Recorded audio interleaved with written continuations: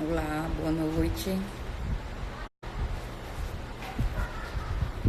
Guardando a nossa convidada entrar na live.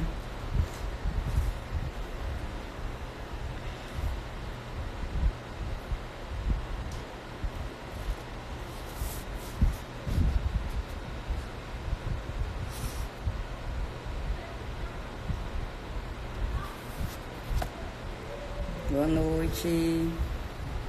Boa noite, Miguel. Boa noite, Laís. Tudo bem?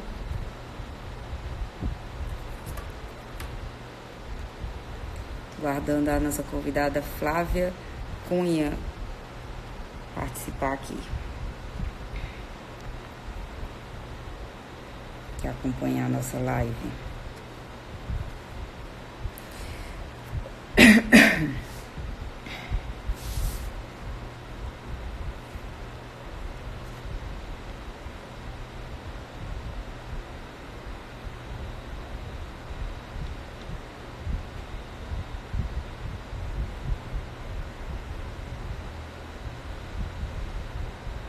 Oi, Letícia, tudo bom?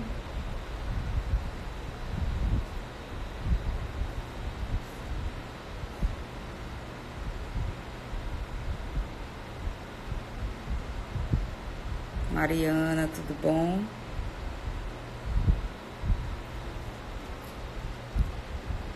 Pronto, a Flávia acabou de entrar aqui. Pronto, Flavinha, agora é só você enviar a solicitação para participar. Bem, gente, boa noite. Enquanto a Flávia inicia aqui da nossa live, eu vou fazer uma pequena apresentação, certo? Flávia Valinares Cunha é a primeira advogada trans a utilizar o nome social na carteira profissional da OAB Piauí. Flávia Cunha é advogada, militante nas áreas de direito de família, direito civil, também promotora de eventos e presidente do Centro Acadêmico de Direito da FAET, a faculdade qual ela participa. A Flávia virou notícia nos jornais e televisão nesses últimos dias.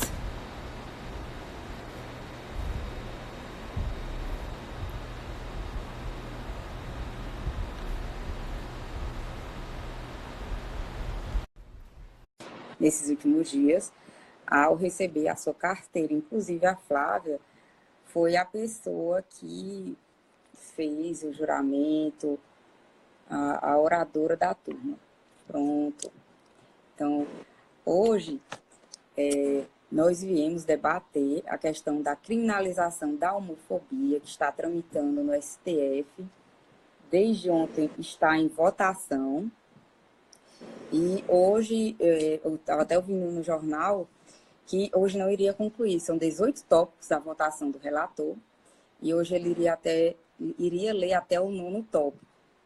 Então, a gente vai debater hoje sobre essa ADI 26, que foi proposta pelo partido PPS, no sentido de criminalizar a homofobia. Para nos ajudar, eu queria falar aqui só alguns dados do nosso país em relação à homofobia. A cada 19 horas, uma pessoa é morta por motivo de homofobia, ou seja, fobia a pessoas que amam outras pessoas do mesmo gênero. O Brasil também é o país em que mais se mata LGBTI+. Fora isso, nós também somos o país em que mais se consome a pornografia gay, digamos assim, a pornografia LGBT.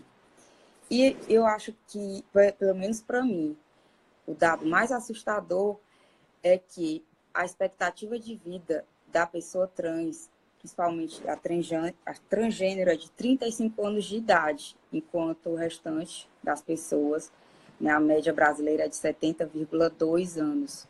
E são dados do IBGE. Então, com esses dados, nós vamos iniciar aqui a nossa conversa e deixo aberta também as pessoas para participarem, colocando perguntas, que ao final nós vamos responder. Tudo bem, Flávia? Seja bem-vinda.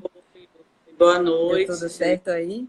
Tudo certo. O dia hoje foi corrido e saí direto da Certo. academia para a faculdade para fazer os atendimentos comuns à minha atividade, que é de presidente do centro acadêmico. E nesse momento estava fazendo entrega de carteira de estudante, eu dei uma pausa para poder fazer essa participação colaborativa, mas que tem uma finalidade valiosa, que é informar exatamente do que se trata esse julgado do STF, que é um marco importante para a história brasileira, tendo em vista um dos seus recentes julgados, que foi o deferimento do uso do nome social no registro civil sem a necessidade da resignação sexual pelo requerente ou a requerente. E agora temos esse importante desafio, que é estarmos à espera de um resultado positivo, de acordo com os nossos ministros e ministras, em relação a tipificar a conduta do agente que mata um ser pelo simples prazer de vê-lo morto, pois não aceita sua condição em que ele escolheu ter seu estilo de vida. Pois eu não estou falando de preconceito. Preconceito eu tenho, Vanessa tem, você tem, é algo subjetivo, que todos nós temos dentro de nós, porém, cada um tem uma forma de se lidar, de se estruturar psicologicamente com essa atitude, o que não quer dizer a mesma coisa quando se mata um ser humano a requintes de crueldade pelo simples fato de não aceitar a ideia de tê-lo no seu convívio, sendo que esta pessoa ela não lhe atrapalha em nada e não lhe prejudica em nada no seu dia a dia. Então, é necessário que se tipifique essa conduta, seja ela como homofobia, transfobia, LGBTfobia, porque, para mim, é um crime hediondo, é um homicídio qualificado, mas o que realmente se procura com essa tipificação é a efetivação da certeza de punibilidade do agente dessa conduta, pois nós sabemos o quanto é difícil, o quanto é complicado no Brasil, onde os crimes hediondos e os homicídios, eles demoram muito a justiça agir, estou falando da morosidade, mas da justiça, e quando se trata de um crime como esse, que em regra os LGBTs não têm como se defender, se não formos contar com Vanessa Venâncio, com a própria Maria Berenice Dias, uma defensora árdua dos direitos LGBTs, desde 1980, quando ela deu o primeiro caso, em 88, no STF, o direito de um casal homoafetivo no qual um deles tinha falecido, a ele herdar a herança dele. Olha só de que ano que eu estou falando. E, assim como ela, muitas outras pessoas, se não for essas pessoas levantando essa bandeira para que se efetive essa cidadania, fica bem complicado. Então, agora com o STF, pegando essa pauta e botando isso, agora vem a rigor, e se, com certeza daqui a pouco teremos resultado positivo, não vai ficar mais fácil se penalizar punindo a gente, mas pelo menos é uma garantia de justiça que podemos esperar que aconteça. Pois, lhe garanto outra coisa, deixar de nos matar, não vão. Isso vai continuar acontecendo. Assim, Flávia, eu particularmente, eu tenho uma curiosidade, né, para lhe perguntar. Ser mulher já é difícil, nós somos minorias. Ser mulher trans num meio tipicamente masculino, dominado por homens, deve ser mais difícil ainda, né? A questão de preconceito, algum que, sim, em relação à sua experiência pessoal. Você acha que tem mais dificuldade? É bem complicado se falar quando você é o brasão dessa bandeira. Porém, tentando ser sucinta, desde a infância, surgia essa necessidade, quando se olhava no espelho, de se estar igual às minhas irmãs e ficar diferente dos meninos. E olha que isso não é fácil quando é criança, imagine quando você vai crescer. E chegava Natal, que era o período dos presentes, e eu achava muito estranho ter que ganhar a bola ou o carro. Tanto que os meus brinquedos duravam bastante tempo, porque quase não brincava com eles. Ia para as bonecas das minhas irmãs e elas sempre foram muito solidárias comigo. Então, como elas ganhavam 2, 3 cada uma, eu tenho 2 irmãs, ficava mais fácil para nós brincarmos todas juntas. E ali foi um processo, teve psicólogo, várias conversas, sim, teve a chinelada, teve as palmadas, que é os que dizem que foi a falta de porrada, e teve tudo isso. E, no entanto, o tempo foi passando, a necessidade de se modificar externamente foi aumentando, já que internamente já havia essa modificação tão logo desde criança. E foi um dos fatores que me levou a sair de casa logo, pois no início é difícil, é complicado para a mãe aceitar, tendo em vista que meu pai já não é mais vivo. E hoje sou eu, Flávia, consegui com êxito. Doutora Flávia, né? Doutora Flávia, com esse esforço, ter essa transformação perfeita, que você pode conferir nas minhas fotos, modéstia à parte. Chegar a esse ápice de ser tão linda quanto a Vanessa. Obrigada. E é maravilhoso quando você se olha no espelho e vê um seio, vê uma curva no quadril. Não tem preço. Só quem sabe é quem passa por isso. Nada que eu diga aqui vai fazer vocês entenderem. Mas estamos aqui para tentar esclarecer pelo menos um pouquinho do que é exatamente nascer no corpo errado e lutar para estar no corpo certo. Exatamente. E o que se busca é só respeito, né? Hoje, curiosamente, é Valentine's Day. Ou também em alguns locais é Dia Mundial do Amor. Na verdade, eu creio que assim, a finalidade maior que se tem não é só criminalizar por criminalizar, né? Mas fazer com que as pessoas aprendam a respeitar umas às outras dentro das suas diferenças e que amar seja livre, né? Não seja considerado pecado ou crime, por alguns acham que é crime, sei lá o que seja, mas que se tenha simplesmente o direito de ser, de existir, de se expressar, de amar, né? Hoje eu trouxe aqui para a gente alguns trechos da ação direta de inconstitucionalidade que foi proposta pelo PPS. E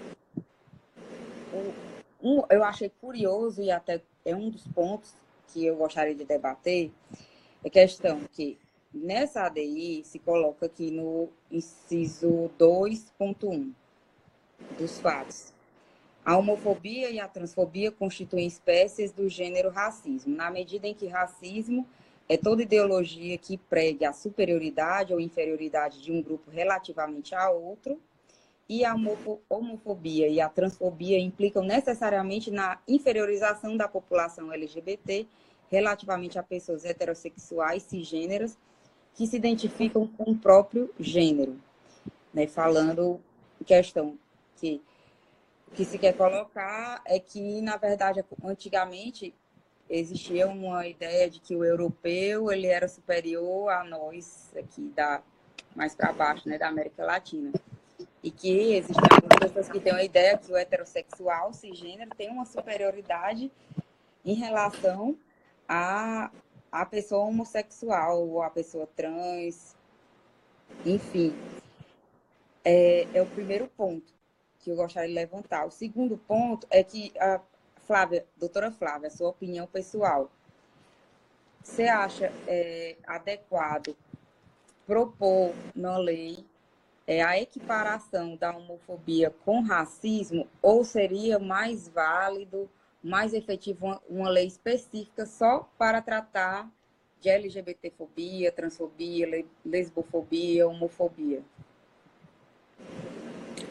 Olha só, para você ver em que ponto nós chegamos. Estamos num país em que se fez necessário fazer-se leis específicas e voltadas para punir aquela pessoa que destrata o outro pelo simples fato dela não ter a mesma cor que ele.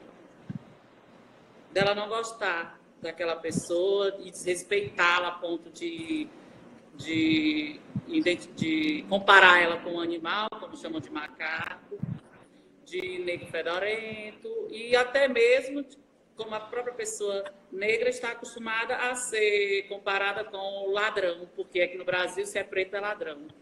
E o que aconteceu? Teve que se criar uma lei específica para poder tratar ferrenhamente esse tipo de conduta. Olha só que país nós estamos. Mas também a nossa história, ela nos condena, né? Nosso passado nos condena. Logo depois, o que acontece?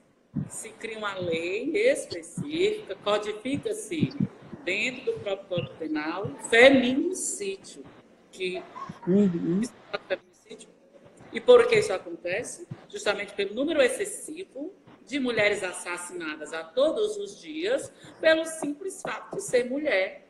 Tem muitos outros fatores, mas o simples fato dela ser mulher teria se aumentado de forma drástica o número de assassinatos de mulheres no nosso Brasil, que é todos os santos dias. Os números, eles são todos os dias diários.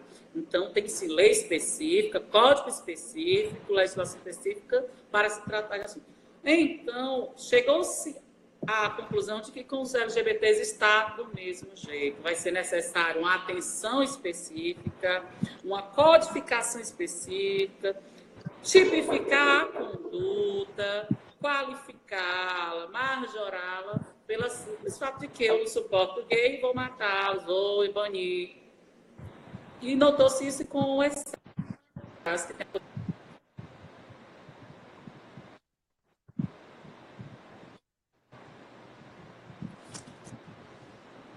Travou um pouquinho.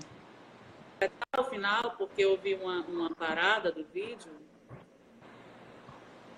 Ok? Quero um retorno. Voltou. Tinha travado um pouquinho, mas voltou. Deu para completar o final? Deu.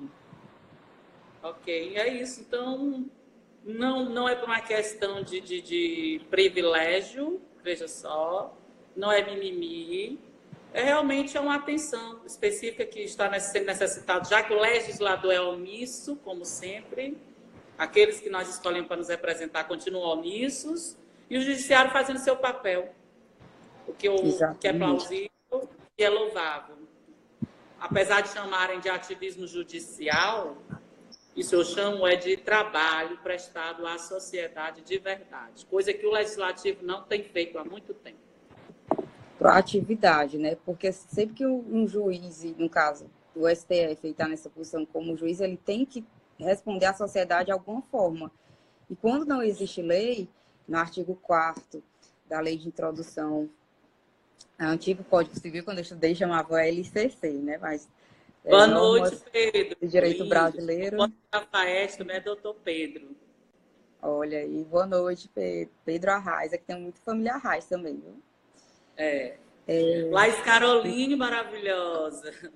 Laís é maravilhosa, fantástica. Olha aí, todos os alunos da FAES, né? Gente, ela que me veste também, manda sempre as roupas para me usar nos eventos Beatriz Modas.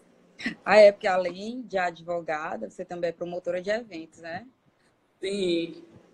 Eu vi super prendada. Então, em relação à questão da falta de lei que regulamente algo, né, o artigo 4º fala que o juiz pode utilizar analogia, costumes e princípios gerais do direito. E eu já vi esses dias absurdos de colocarem, não que o STF já tinha declarado que não pode usar analogia.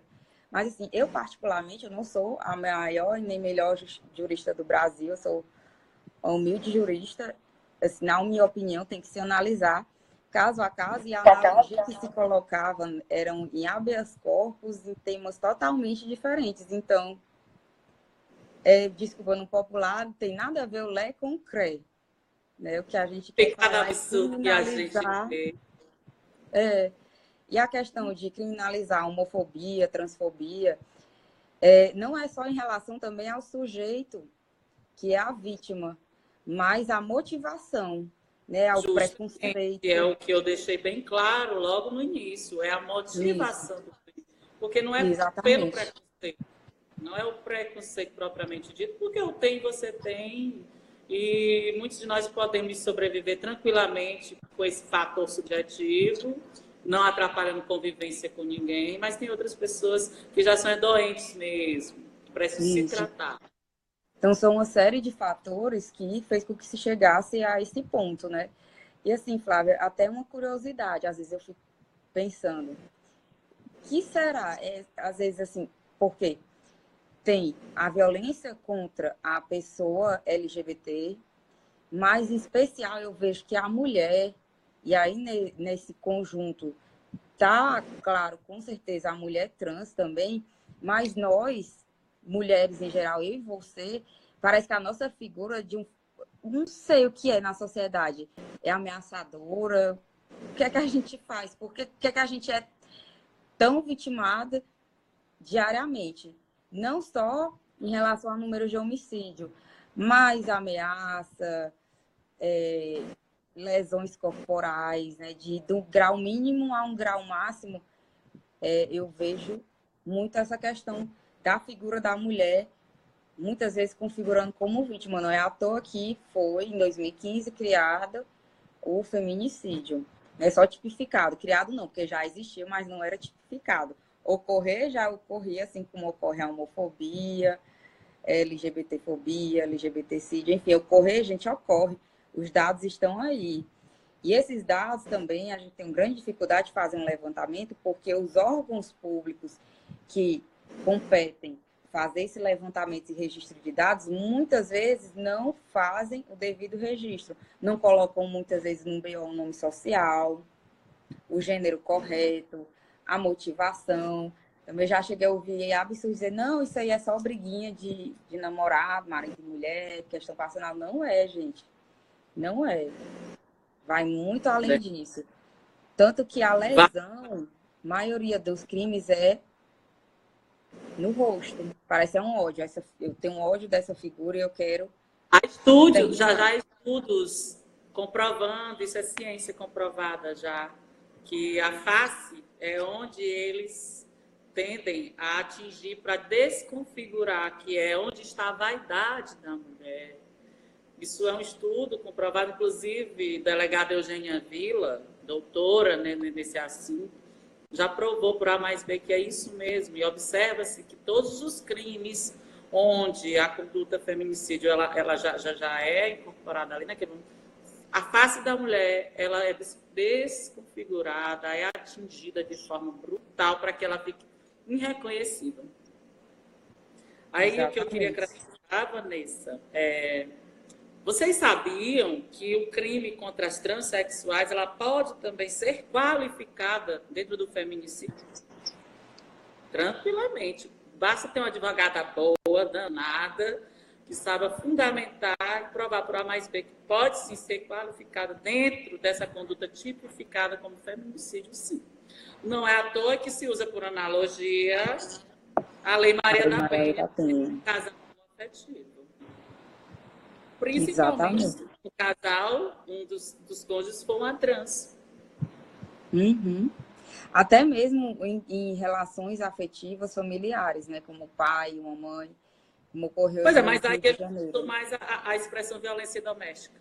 É. Quando se trata da Lei Maria da Penha, aí há essa questão da convivência afetiva amorosa mesmo, propriamente dito. Uhum. Não necessariamente dentro do mesmo lar, que pode ser namoro. E aí isso entra o casal homoafetivo, como as duas mulheres, porque já me perguntaram se for mulher. Ó, dá para as duas. Aqui sofre agressão. Exatamente.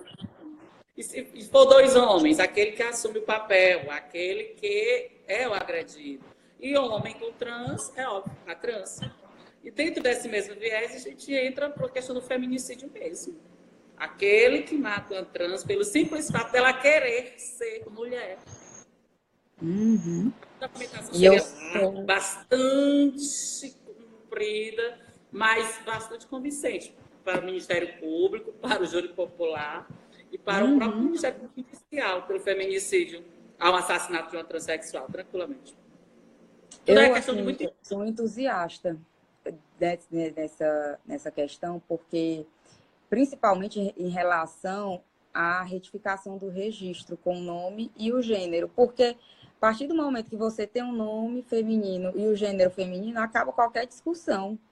Ninguém vai verificar o Com órgão certeza. biológico nem nada. Então, a Então, questão mesmo é de estudo, do que ficar com disse que me disse internet, repostando fake, falando que não se sabe. Vamos estudar mais, nos informar mais, participar de uma live dessa. Se não tem o que perguntar, pois escuta. E se tem dúvidas, pergunte, pois nós estamos aqui para isso, com essa boa vontade, com toda essa disponibilidade de responder. Afinal de contas, a live não é para se defender que o STF criminalize a homofobia, não, mas sim para esclarecer os porquês, a justificativa, a fundamentação, não para você mudar de ideia, mas para que você também se guarneça de fundamentos para querer contrariar a decisão do STF, que vai ser positiva com certeza daqui a pouco. Estou rezando aí para isso, pensamento também.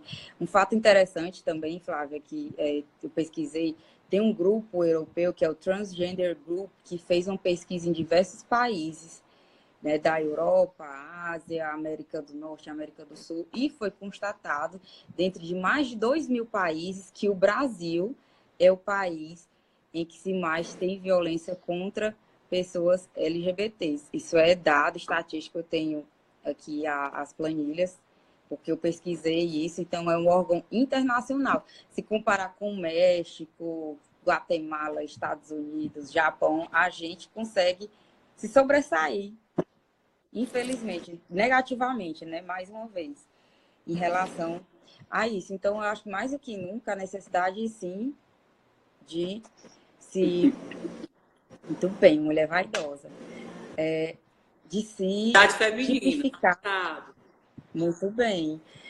De se tipificar de forma a realmente punir mais, né, para que se conscientize de forma geral. Porque, como você disse, pessoas vão continuar morrendo, pessoas vão continuar sendo agredidas e existe lei penal, existe legislação para isso. Mas eu acho que, antes de tudo, é uma questão de realmente de conscientização também das diferenças e de ser cada vez mais, que eu digo assim, ter uma legislação mais pesada, realmente endurecer mais esse tipo de situação, porque não é admissível. Hoje em dia, com a quantidade de informações que nós temos acesso, internet, Instagram, Twitter, Facebook, revista, livro, que as pessoas não possam, não quero nem que entenda, nem que aceite, mas apenas respeite, como a gente respeita porque hoje liberdade mesmo... de expressão. Tem gente que liga, abre canal, Instagram e fala um monte de coisa. Ninguém está aqui para cercear direito de ninguém se expressar. Também é direito de vir, direito de expressão em relação à religião, à liberdade religiosa. Da mesma forma, direito à vida, à saúde, como um direito fundamental, que se tenta criminalizar. Estamos tentando, né? Aí, pelo menos assim, eu estou aqui no pensamento positivo e aqui no meu ativismo digital. Ativismo jurídico digital, que acho que pode ser que sensibilize alguém. Até uma questão interessante, numa das perguntas aqui, colocaram assim, qual foi o estudo que comprovou... Estou olhando aqui, algumas pessoas que estão participando, elas estão dando aqui algumas dicas, que além dessa temática hoje que nós estamos abordando, e vale até eu lembrar que a questão de hoje é mais propriamente dita pela importância desse julgado no STF e, claro, pela questão de militância mesmo, da própria Vanessa, como a minha, e pela representatividade que nós temos dentro desses grupos. Mas eu vi aqui direito penal na veia, crime contra idosos, poderia ser uma temática na próxima live. Sim. E o Pedro falou sobre uma temática, direito penal com emergência, algo que para ser usado, acho que de imediato. Eu não entendi direito qual foi a ideia, mas eu vou falar com ele mais a perguntar como seria esse tema. Mas eu estou vendo aqui algumas pessoas dando outros temas para as próximas lives. e que acharam interessante essa live, nós duas tete a tete, de frente com o Olha Davi. E eu gostei também de participar. E vamos lá aguardar o que o STF define. Eu quero ver a fundamentação na íntegra. Estou contando as horas para ver essa fundamentação. Também. Mas é isso, é o que eu disse, não é privilégio, não é uma classe que vai querer se fortalecer em cima de um deferimento favorável de uma Suprema Corte de suma importância dentro da nossa Carta Magna, que é o STF, mas entendo que é justamente só mesmo para que se efetive de forma jurídica a conduta do agente contra esta população, que, digo-lhes de passagem, não vai mudar em nada, pois vamos continuar morrendo de forma bruta. Então, nem se preocupem, que os LGBTs não vão deixar de morrer assim, não. Se a preocupação de algum de vocês é essa, não se preocupe, vai acontecer assim do dia para a noite. E que também ninguém vai virar, querer virar, como eles dizem, né, trans ou LGBT por causa dessa Só live. porque o STF agora protege a população. Isso. E como eu disse, essa questão de criminalizar a homofobia, ela é bem generalizada, porque crimes contra as transexuais eu poderia tranquilamente, como advogada da família da vítima, tendo em conta que a vítima não pode, mas se defender não está ali para lutar pelo seu direito, enquadrar o autor, o agente, dentro do crime de feminicídio sem nenhum problema, a depender do caso concreto. Então, não iria precisar que a homofobia tivesse criminalizada para isso. É muito estudo, muito trabalho, fazer uso da doutrina, da jurisprudência e da lei propriamente dita. Então, é isso, assim, para a gente também não se delongar muito, quero agradecer a você, Flávia, pela disponibilidade, né, depois do seu tempo tão corrido. Quando eu falei contigo que você estava cuidando das carteiras dos estudantes e tudo, Eu estava na identifico academia. muito com você. Eu adoro Teresina, adoro Piauí. Apesar de, assim, quem vê acha que tu é cearense, ou tu é piauiense. Eu sou cearense, morei 9 anos em Teresina. Também fui presidente de diretor acadêmico, fui de assessoria jurídica universitária popular, que foi onde eu tive o meu primeiro contato com essa militância de direitos humanos, principalmente a favor das populações vulnerabilizadas. Opa, caiu o celular aqui. As populações vulnerabilizadas. Falha nossa, né? Ditas minorias. Deixa eu mandar mulheres, idosos, pessoas LGBTs, religiões de matriz africana, deficientes. Então, existe que chamam de minorias, que hoje é a grande maioria. A maioria. Por isso que eu, particularmente, eu prefiro o termo populações vulnerabilizadas, porque são populações que, historicamente, têm crédito com a nossa sociedade. Ou seja, em outras palavras, como muito se fala na doutrina. Historicamente, o Brasil... E maciçamente a construir a história brasileira. Só falar que a Alba Valéria Villanova, advogada militante, ferrenha, está aqui na nossa live. Ela que é comissão de vítima de violência. Ela que também é assídua ferrenha na comissão da mulher, dos direitos humanos, melhor amiga. Pessoal fantástico, Alba Valéria Villanova. Levanta a bandeira mesmo. Inclusive, assim, eu comecei a minha militância em Teresina. Foi através, eu te disse, a Ana Vitória Feijó, professora Ana Vitória. Amiga do meu coração. Exato, foi presidente da Comissão da Diversidade aí. E por conta até dela, sempre eu digo assim, onde a Ana Vitória vai voando, parece que eu vou trilhando também os caminhos. Quando eu retornei para Fortaleza, ingressei na Comissão da Diversidade aqui, depois fui vice-presidente da comissão, fui presidente. Atualmente, fui chamada para outro desafio dentro da ordem, que é a Comissão de Políticas Públicas sobre Drogas, mas, ano passado, recebi o convite para presidir a Comissão de Direito Homoafetivo e Gênero do IBDFAM. E estou com essa missão, passada pela doutora Rosângela e a doutora Maria Berenice. assim, com gratidão por ter a oportunidade, né, de continuar militando, porque é o meu tema de coração, realmente, assim, minha pauta de coração. A Vanessa, sem falar dessa temática, é quase a minha característica. Então, eu sempre, não é querendo ser repetitiva, mas sempre que eu achar oportuno, como é o dia de hoje, eu vou suscitar, eu vou usar esse meio de comunicação para falar, porque eu acho que é como se fosse a função social das minhas redes, né?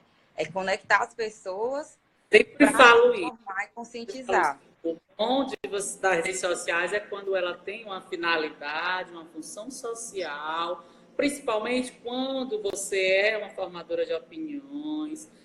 E como eu disse, muitas vezes eu fico neutra, imparcial, evito contestar, questionar, expor a minha opinião para evitar o conflito com os meus seguidores, com as pessoas que estão sempre à espera de um posicionamento meu.